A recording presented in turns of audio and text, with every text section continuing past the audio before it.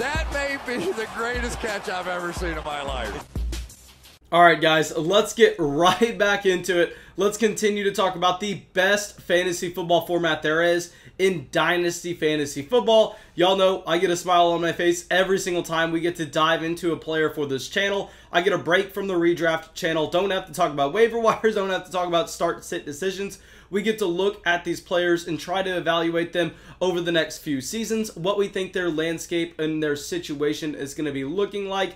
And right now we are going to dive into Michael Pittman. And the reason we are covering Michael Pittman here is because this is who you wanted. This is who y'all have been leaving comments all week telling me that y'all want me to talk about. Now please, on this video, go down and leave a comment with the next player that I should discuss, whatever video that y'all want for tomorrow. I don't have the player determined yet, so go leave that comment right now. And also, even if you're watching this like a week later, those comments go right up to the top of my YouTube page, so I see all of them, and I really want to know who you would like to hear about.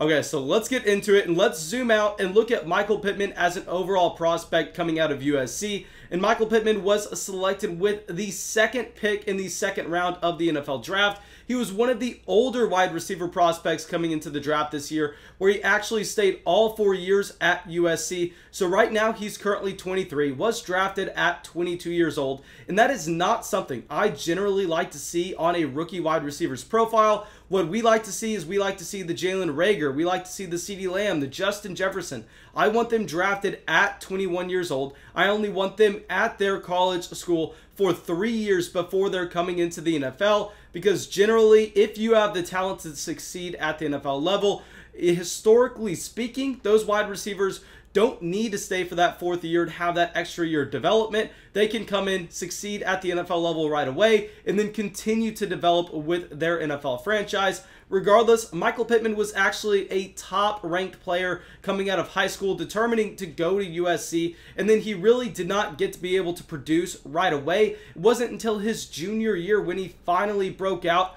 for the Trojans. That's what ended up leading him to stay at USC a little bit longer. And because of his athletic profile at the NFL Combine, because of the investment that we got from the Indianapolis Colts, I actually really liked Michael Pittman in Dynasty rookie drafts this offseason, because we were looking at him as a wide receiver that was going to be the wide receiver one for the Indianapolis Colts. Y'all know, if y'all been following this channel long enough, that in the summer, we really dove into T.Y. Hilton, determined that if we looked at T.Y. Hilton's career trajectory is with his efficiency marks, that he was pretty much toast. There was no chance that T.Y. Hilton was going to remain as the wide receiver one for the Indianapolis Colts. So we were all in on Michael Pittman, and really, I think that's been a correct call so far. T.Y. Hilton has continued to not be anything close to the wide receiver he was a few years ago. I will say that I am honestly a little bit excited here in that T.Y. Hilton has his last year under his contract in 2020, so he is most likely not going to be with the Indianapolis Colts in 2021.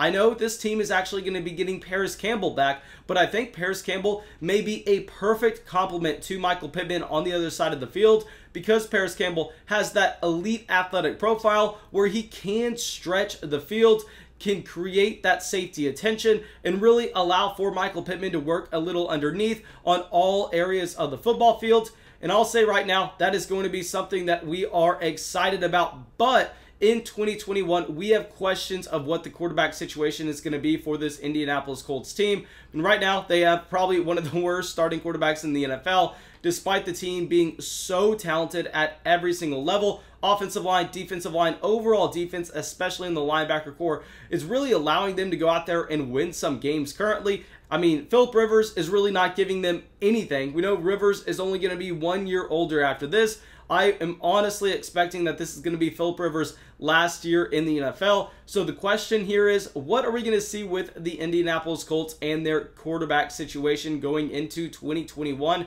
Personally, I don't have a good answer, and that's going to make me very worried about Michael Pittman's long-term projection because this is not a team like the New York Jets where they're going to be able to get a Trevor Lawrence to bring in. No, I mean, they're not going to be anywhere near the top of the NFL draft with how solid their record is currently, and we're not expecting them to get any worse going forward. But if we look at what Michael Pittman has been able to accomplish in 2020 so far, there's been reason to be optimistic about him. I mean, if we take out his game where he was really only halfway in and out because of his injury, we're going to be looking at 5.4 targets a game, 4 receptions, and over 40 yards a game. Now, I know these numbers do not pop off a page whatsoever, but these are very, very impressive marks for a rookie wide receiver. I know that doesn't seem like it holds a lot of weight with how good this rookie class has been, but guys, you cannot knock Michael Pittman because he came in with the best group of rookie wide receivers that we have ever seen. I think that we are looking at Michael Pittman